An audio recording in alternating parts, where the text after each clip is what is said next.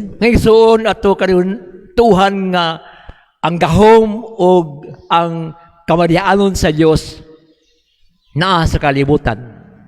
Ato lamang motuo kita ubusalig niya mulihok gud ta. Lihok na maayo.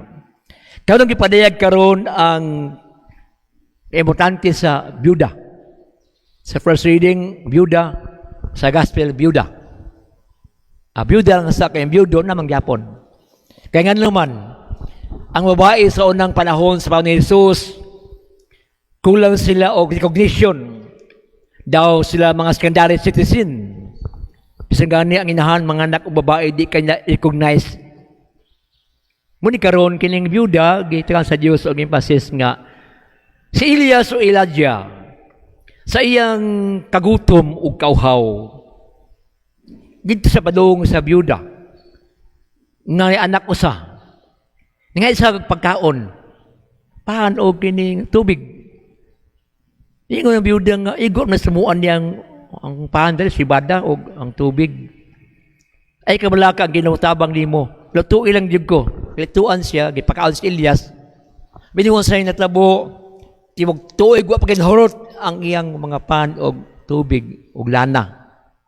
That's the abundance of God. Once mahatag ka, it be multiplied many times sa ang kadaghan nga blessing sa Ginoo. Na natubo ka na sa byuda. Second reading, ang paghatag sa Ginoo mo si Jesus, gihatag sa kalibutan, once and for all, kaya kitang gipakamatyan sa itong mga sala. Report sa mga langit nun, ingon din sa Pablo nga, sikan niyang pag-abot, iyan na kitang dadoon sa langit. Una tuogid nga magpaluwas gud sa Ginoo. Ang tanan itong mga pagsimbol dinhi, itong mga pag-ampo, ang iyang sumada o summary, ngatos kamayaan sa langit sa Diyos. Si Hesus Kristo gihatag aron kita maangat o maluwas o makawatog himaya sa kalangitan. Sa Ebanghelyo, iyang gisaway ang mga hypocrisy. Balat kayo nga lihok sa mga iskriba, parisiyo o mga magtudo sa balaod. Sila man ang nagbistig, mga nindutang bisti. Sa mga party silang nasa taas nga mga posisyon sa lingkuranan, sinaguga. Ila man gilupigan ang mga byuda, ila man gipagawa ang kabtangan nila. Muna si Jesus, gibarad niya, iyang gibuyag ni mga tuhan na. Silang pagkabalat kayo. Karon, diya sa templo, tanaw siya na itong mga nag-offer, doon na may kanang halaran bitaw, manudlanan, mga tumataw, nag-offer dito. Kita ng mga dato, nag-offer, nag-offer eh. Pero yung gi-appreciate yung byuda, dura kadako ko yung kwarta, dura kadako, gi-offer dyan na dito. Ultimo yung panginabuhian, gi-offer. Kato ang gidayag ni Jesus nga, wala naghatag surplus. Naghatag siya abundance sa dokadako niyang offering. God knows the heart of the person. He knows our intention, whether we are sincere or not. Of course, atong public na patanaw sa kalibutan, o budunit ka, naging na picture. Marabag kining imong i-document, kaya naman documentation po. Pang tumong, mutabang ta sa common good. Mga pamalandong. Personally, akong mama na byuda man. Ibiyaan sa akong papa, Abril 3, 1974. Unsi pag magsuon, ibiyaan po. Akong mama na tulala. Kaya sobra gagani ka, pinangga ni mong partner, delikado man po na. Pinangga ka si mong bana. Pinangga sa mga asawa, okay nang pagbangga. Pero doon na po'y pag-andam, gisay mauna, makawarog na ka, makabubuon ka ba? Kung mama wala tulala siya, biriyag pa man siya na byuda, unsimi, usap pa kayo nakahumang eskwela, yun ang mata, luuyan yung mga patao eh. Kahumang ka ng eskwela, pero mi mapabiyaan Gipuno man niya lubi ang kayutaan. Puno man niya sagingan, puno man niya og kakao kape. Puno man niya mga makupa, tambis, mga mangga, durian, napagyoy tindok nga saging pinakuan na pa'y kolimpang ni duo, kilupit. Dinurado na pagyoy kasabag karaba. Hasta ganyan sa unggoy, apil, tanom. Dito, inya kami namandong mi, ang magulang nga, ng maestro, siya, di sa kuminyo o di makahumang duha, kakambal. Kung nasa ICC man, support lang siya. Naman pong dawas kambal, napagasuan po nga manghod po. So, upat katuyog sila nga, naminyo pa. Hangtod may onsi, kami matanan. Nagtinabangay man po mi. Unya, ubas pa ang pos Ginoo.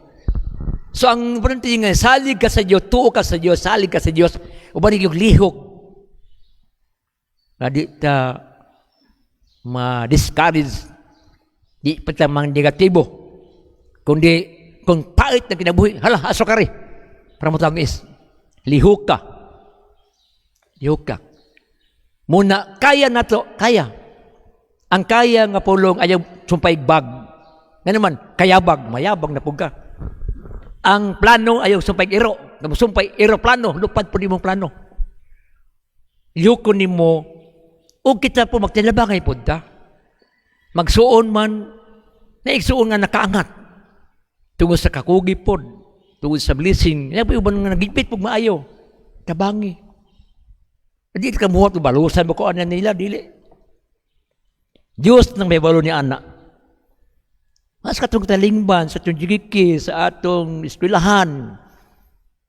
Karon, kapit naman mo abot na panahon nga mag-face-to-face ng mga estudyante. So, mga teachers, ang dipid, ang chair, ang ALS, parents, tabangin inyong estudyante. Kasi itong daghan o blessing, pagpa-eskwela mo nga ng mga gusto ma-eskwela, huwag niyo ikagasto ng kinikanan. Kaya igor mas kaon. Nga na. Because, ang Diyos, maghatol siya og tanang pumaagi o mga perspective, dimension, blessing. Karoon naman sa mga madre, mga brother naman, kongregasyon, dahil laiko. Daghan. Kaya pong nangamatay, dahang pong nabuhi.